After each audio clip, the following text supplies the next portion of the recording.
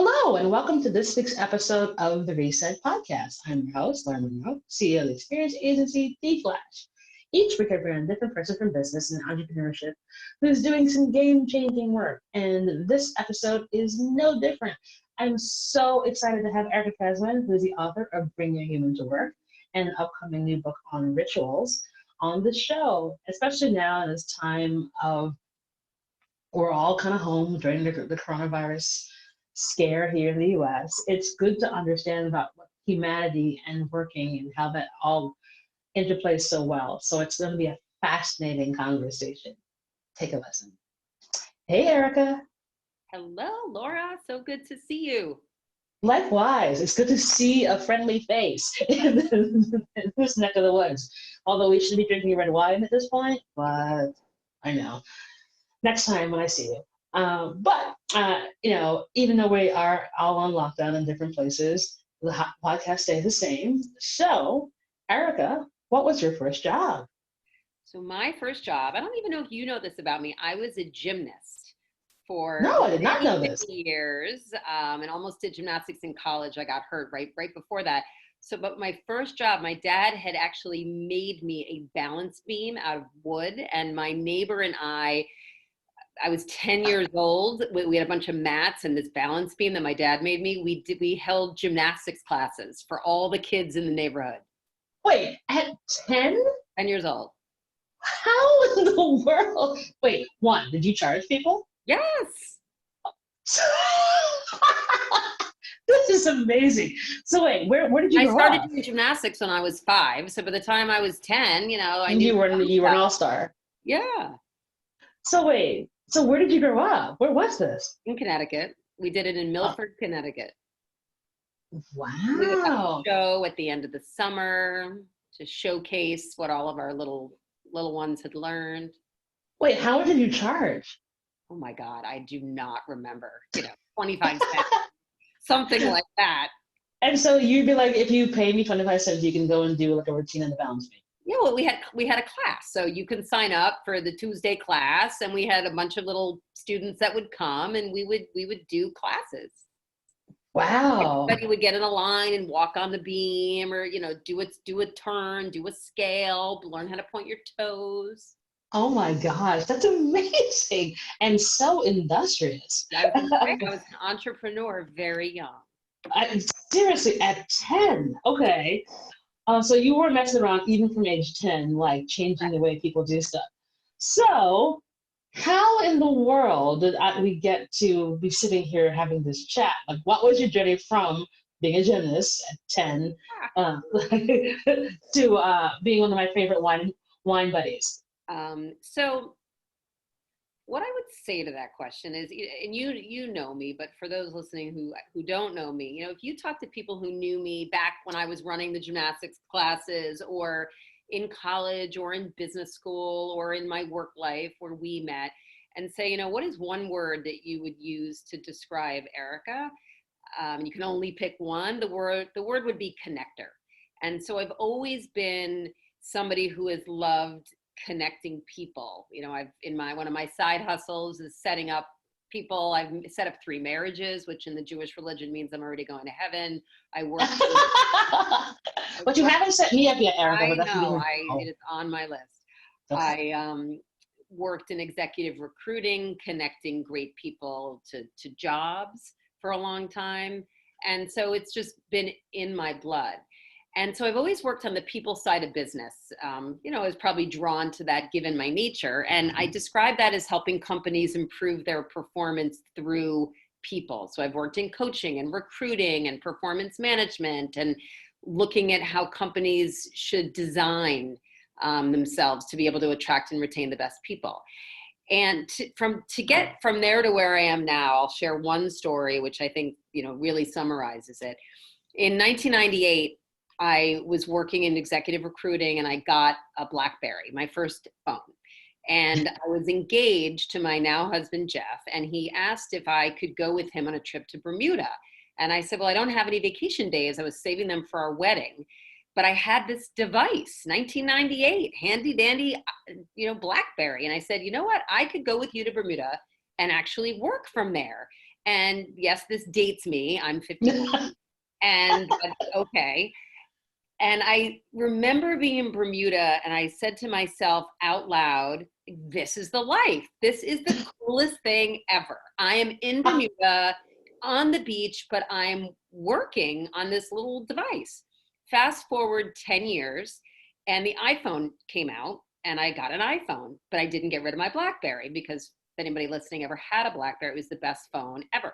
So now I find myself, I'm somebody who's always been a connector. I'm walking around my house and my job with two phones and trying to figure out how to integrate this technology into my life, the good, the bad, and the ugly. And in contrast to that moment in Bermuda, I, again, truly remember saying to myself out loud, I can't believe this is my life. Like, what am I doing here with these devices? And was really stressed about it. And I thought to myself, if I'm struggling with this as someone who really values relationships and connection, what about everybody else? And so that began my journey looking at the impact of technology on connection at work. Awesome. So it's interesting that like that sort of weird turning point for you was that like technology came along, and yes, it made things better, but it also made things distant. And as we now are sitting in, doing this on Zoom, which is going to be probably word of the year for Merriam-Webster, because like everyone's using it. It is almost like it's the convenience, but then it's also the distance that comes with it. Yeah, 100%. And one of the findings that I've had over the last 3 weeks with this quarantine is I often have talked about in my work finding the sweet spot between tech and connect. So how do we leverage all that's amazing about this technology? And a lot of it is, but how do we also put that technology in its place, and in its place being a way? And what I am learning with everything that's going on right now is that I'm seeing, we're all we're looking up at each other more than we have, I think, since the iPhone came out, even though we're all connecting via technology. And there's this realization that human connection really does matter. And this technology can help provide it if we approach it with intention and presence, not just physical presence, but, I'm not going to be having this conversation with you and multitasking on 3 other devices at the same time. Right. There's a lot that we're learning from this. Yeah, it is. That's, it's one of the things I sort of love and I hate about this. Like, I love the fact that like I actually have to pay attention because like I can't like check my phone or like while I'm on any of these sort of calls or conference calls or group chat. But then I also hate that because I like to multitask because I do want to be able to like do other things while I'm doing something else. But I think it's very much the idea of like us sort of needing a break and helping us focus in a way that's so necessary, because I think it's better to be, it gives us a better way to be smarter. I almost feel, I feel like I'm a little bit smarter, like, cause I'm stretching different parts of my brain now because I'm home. Right. It's almost forcing you. One of the ways I think about this is, think about the range of communications, range of mediums, from instant message and text and Slack to email to picking up the phone, to Zoom and Skype, to walking down the hall, or to seeing somebody, you drive or take a taxi to see them across town. As we know, walking down the hall, unless you're in your own house, and seeing people face to face, like those mediums are off the table. And so we need, and this gets to what you were just saying, which is, you kind of want to multitask, but you want to be present. I talk about this concept of matching the message to the medium. So think about all the calls, let's say you have tomorrow, or the ones you might have, and think about how you can structure your day to best honor relationships, and honor relationships with colleagues, honor relationships with friends, getting in touch with your mom, and also honoring your relationship with yourself, and making sure, especially right now, it's so stressful, that we all practice a little bit of self-care.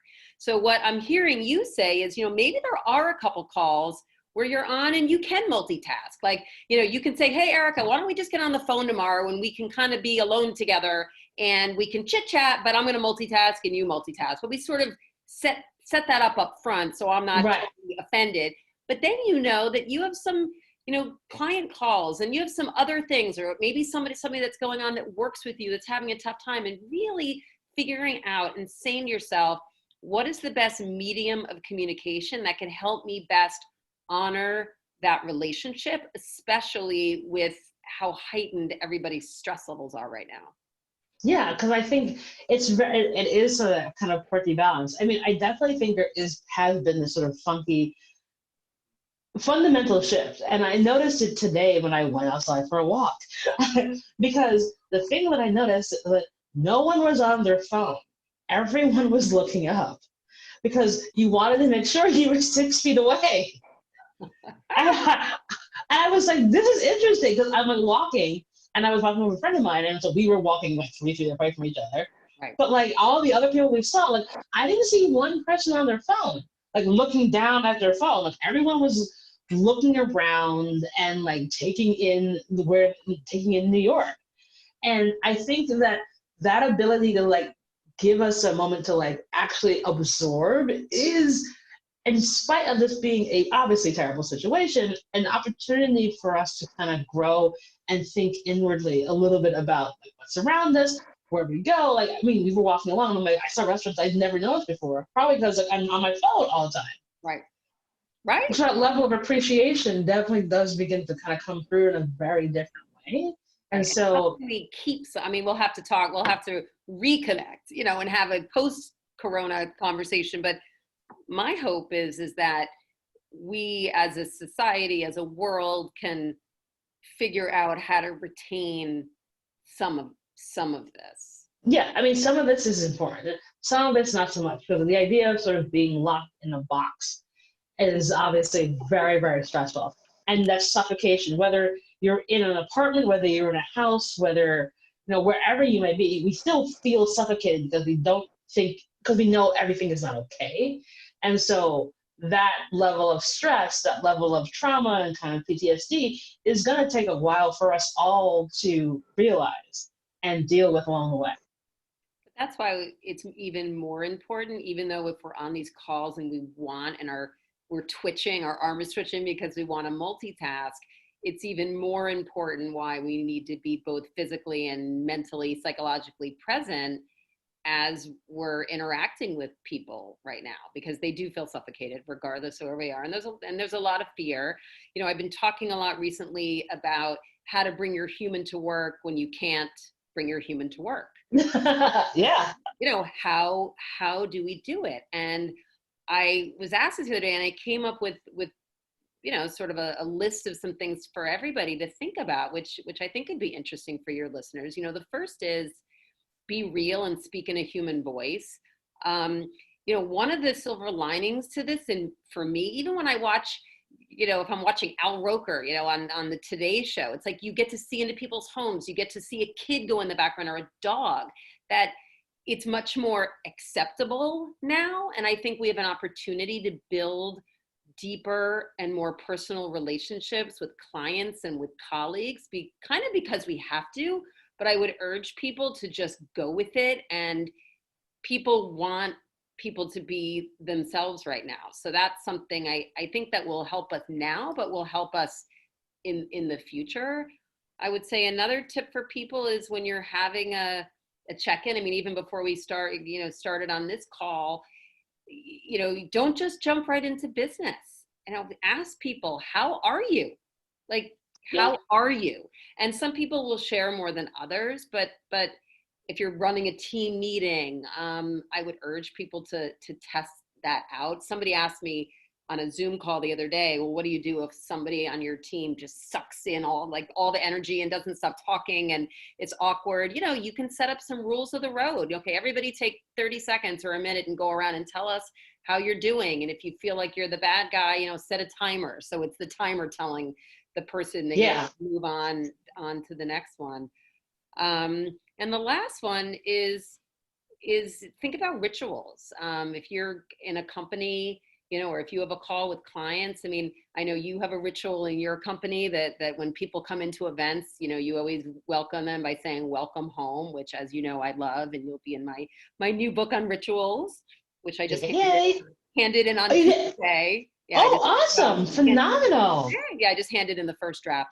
But think about, like if you're having a team meeting with your team, the first thing I would say if I'm you is welcome home. Like, people will get goosebumps. And so for people listening that are managing teams, or even a couple of people are getting on with clients, think about rituals that you have that you can maintain. And if you don't, think about rituals in this new crazy world we're in, that you can start them. I think that's so true. I think, even before this went completely bonkers and we were all locked in, I started doing this and I recommended it to a lot of my colleagues. Is like, when we knew this was sort of coming and things were getting weird, I was like, just say, hey, how are you, to your clients, and and it not be somewhere where I'm trying to sell you something. It be over a text, it can be over a Facebook message, or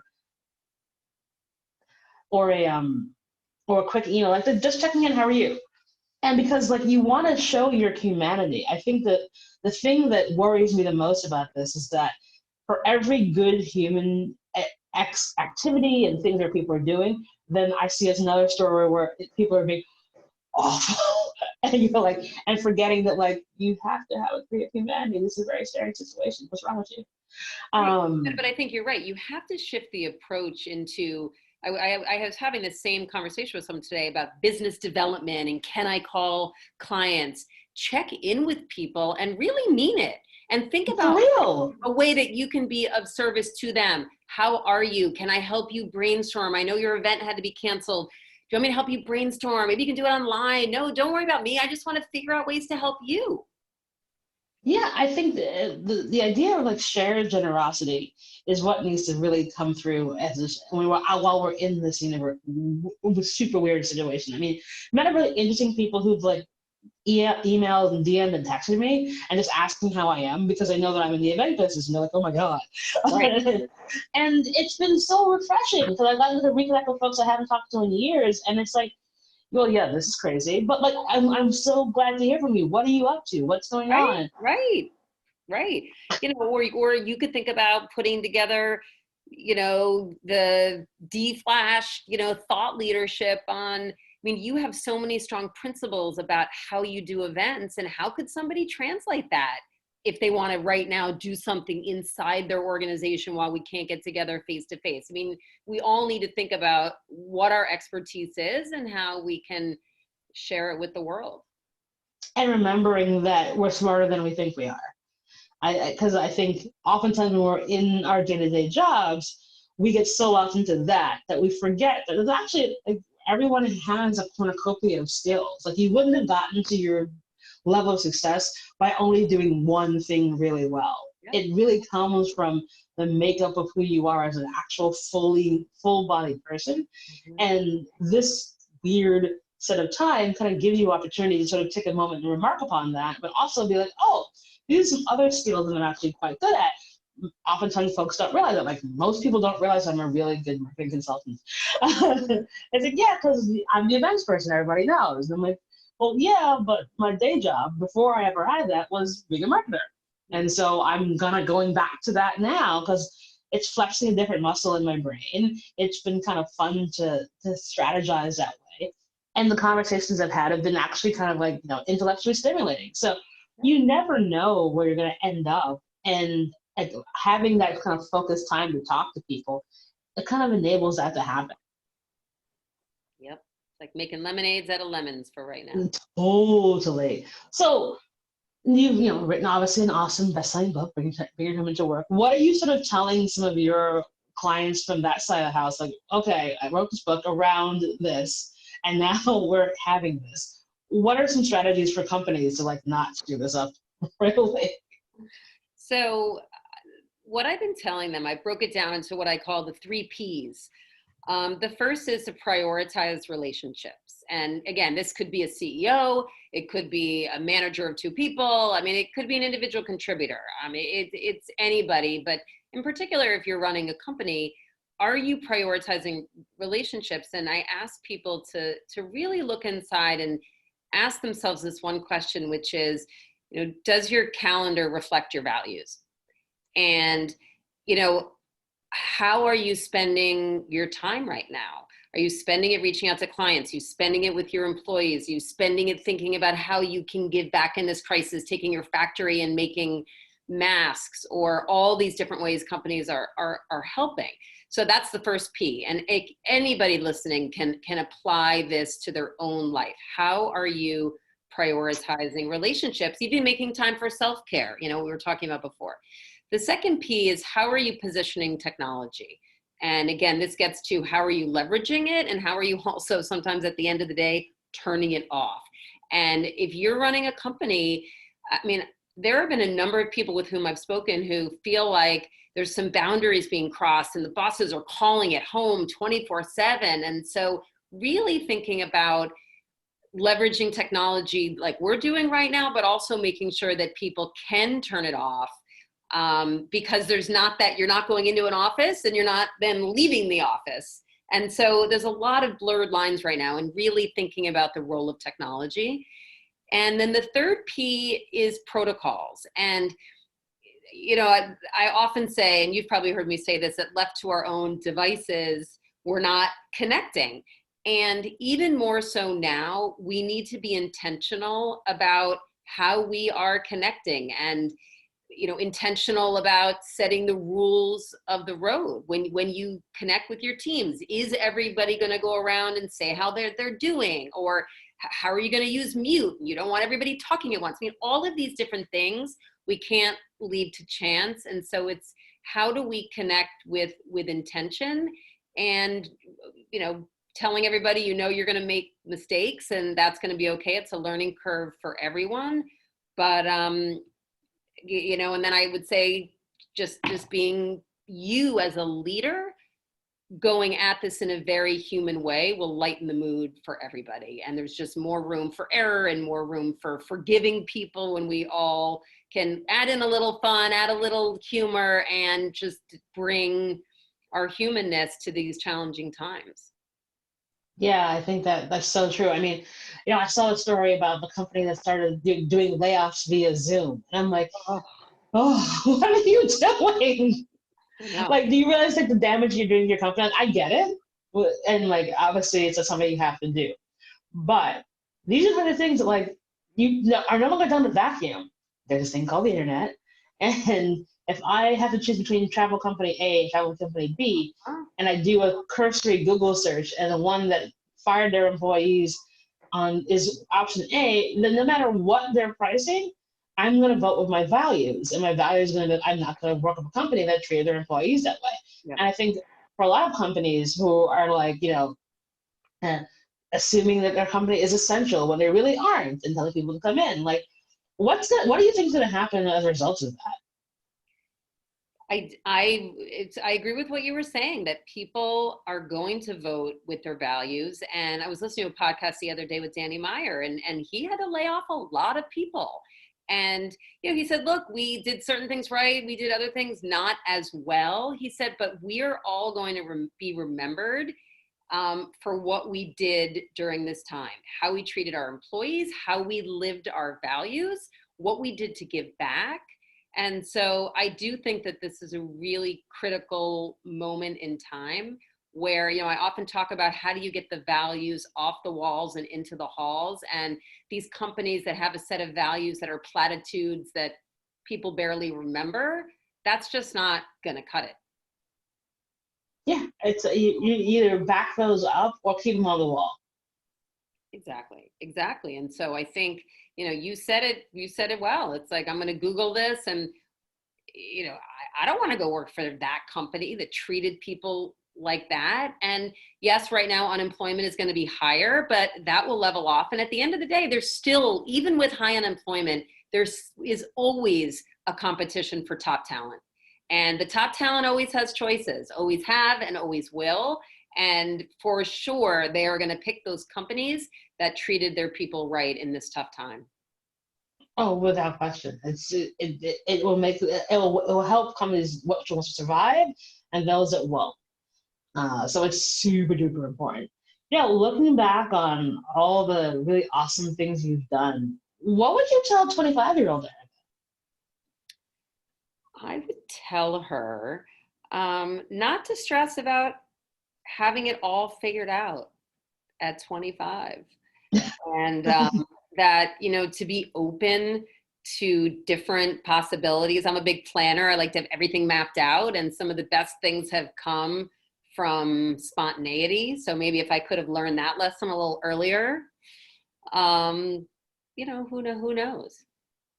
Yeah, I think it's always really important to sort of take a look, take a little bit of a stock, especially when we're, women executives, where it's like, hey, I've done a ton of really awesome stuff. And when I think about where I came from to where I am now, it's pretty damn awesome. Yeah. Yep. So, okay, you've now built this really awesome platform. You have a new book coming out. What prompted you to write another book after the I know, right? success of? I feel like it's like childbirth. Like you forget all the the terrible parts about childbirth and go back and do it again. So I'm not quite sure what I was thinking.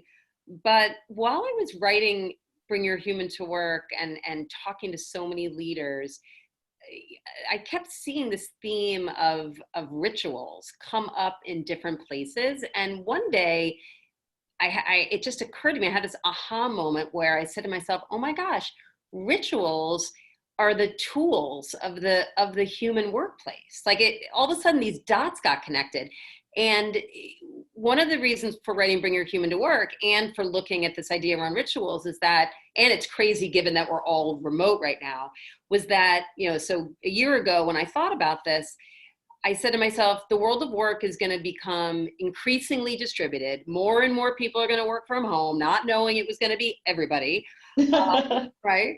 And we're going to have gig workers and part-time workers and freelancers and the whole gig economy. And I said to myself that train has left the station, number one. But number two, people still want to feel connected to each other and also to a brand, to where they work. And I really believe that rituals can be that glue that makes people feel connected. Because when you think about rituals in your own life or at work, there almost is this magical, spiritual element to a ritual, which almost differentiates it from a rule or a protocol. And so that's what I've spent the last year and a half looking at, that rituals give us many things, but the two that I'm focused on in the book are they give us a sense of psychological safety and belonging. And, we talked about this with your events. People walk in and you look at them and say, welcome home. And people are like, they smile and they're almost shocked. And you're creating this feeling of safety, setting aside all the other amazing things you do to create that in your event. The second thing that rituals do is gives us a sense of purpose, an opportunity to connect back to a mission of a team or a mission of a company. And so in the book, I talk about how the first P, psychological safety, sounds like an S, but as we know, starts with a P. And the second P, which is purpose, equals the third, which is performance. That teams are more creative. There's a lot of science in the book as well, that companies and teams are more creative, they're more productive, and rituals play a big piece in that. Yeah, if you treat people well, let them feel good, they'll perform well. It should be simple, but folks don't get it. It always blows my mind. And so when is the next book coming out? Since first draft's in January 2021. Awesome. So it'll be a great way to kick off 2021 when everyone will be raring to go and hopefully fully recovered from what will have been a very unique year, to say the least. Correct. Now that's a really great way to put it, right? 2020 is going to be really defined in what we do in this crazy Corona time. And hopefully 2021 will be this rebirth of what can we take from what we learned from 2020. Yeah, it's like where do we go? Literally, where do we go from here? It's like I keep calling it the after. Right. From like the zombie movies, like it's the after. Once the zombies have come through, yep. Like, everyone comes up from underneath hiding. Like, okay, all right, what do we do next? So, in this time, it is stressful. I mean, like I looked at my screen time on my phone and I was like, oh boy, I should put my phone down. And then I was like, no. So for you, what have you been doing for your self-care to like take care of Erica? Because, wife, mom, yeah, obviously, even if you're in a place where you have space, you still feel suffocated because you're all there at the same time, Yeah, not going no, it's anywhere. not easy. Well, I have been exercising, I've been going for a walk every day, unless it's totally disgusting out. So I'm actually right after this call, I'm going for a walk, and just really trying to get some air, like the fresh air. And I'm in the country, so I don't really see anybody, which is nice.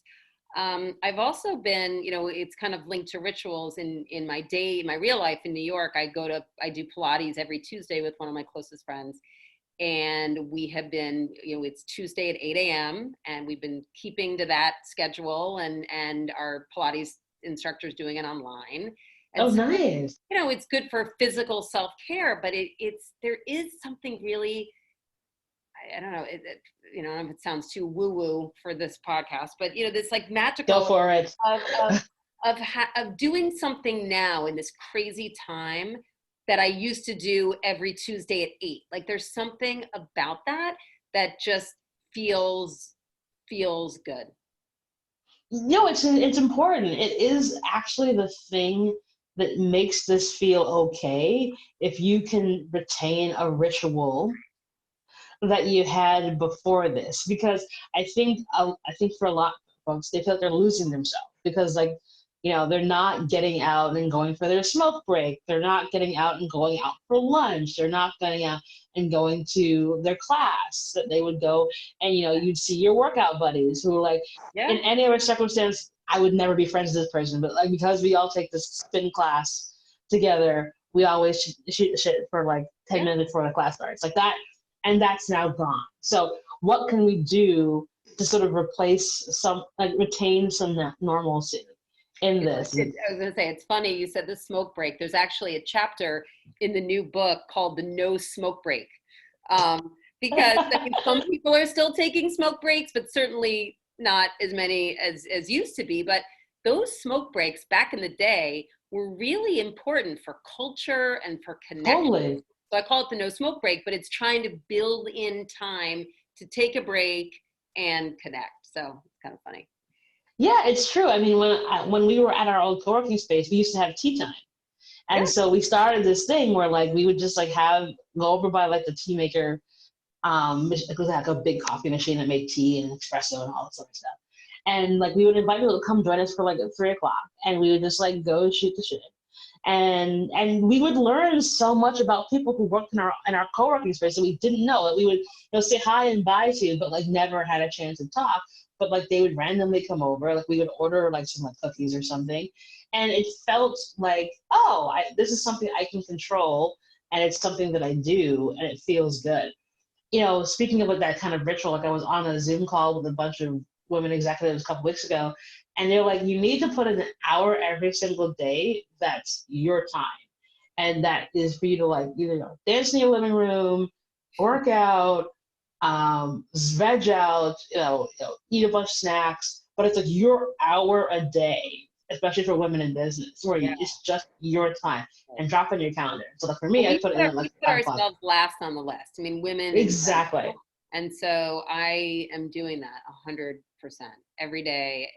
I'm probably trying to take even more than an hour, but I have to. If I'm going to then take care of everybody else that's here with me right now, it's putting the oxygen mask on myself first. Exactly. Like you've got to put the oxygen mask on. Like no matter how wacky and weird the situation is, if you don't take care of yourself, the ability for you to take care of anybody else or anything else won't happen.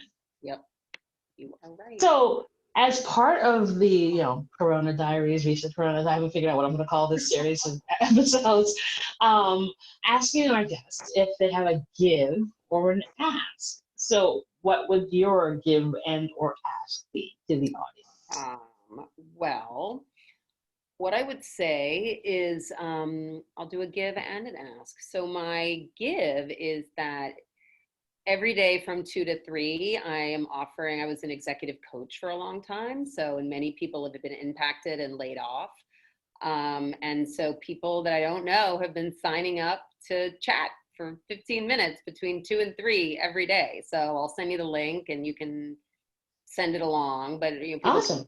look at my website. But I have found that it's people that have been laid off, or people that want a different job, or people that are having trouble focusing during the day, like all different. I've talked to all different kinds of people. It's been really, really interesting. And in terms of an ask, I would say, I would love for people, if they're interested in the topic, to buy the book. More people right now are getting the ebook or the audiobook, because who knows when real books are getting shipped. And one of my goals is to get more Instagram followers than my 3 teenagers combined. So I'll follow you back. Okay. Well, we've got to have you beat your kids. How many followers do your kids have? They each probably have, I don't even know. Like I need to get to like 5,000. Okay. All right. So let's help Erica get to 5,000 Instagram followers. All right. I'm on this. I'm including this in the show notes. So follow Awesome. Erica. So that'll help you get a few hundred, I'm sure. But Erica, I could talk to you for hours. Thank you so much. It's always such a delight to see you and shoot the shit with you. Because you're just one of the best people I know, and I greatly admire the work that you do. So thank you so very much. Thank you for inviting me to be on. Yeah, and so we'll put all the information about Erica's 15-minute executive coaching sprints, as well as helping her get to 5,000 followers so she can beat her kids, because these things matter, they're full shoe. And that is our show.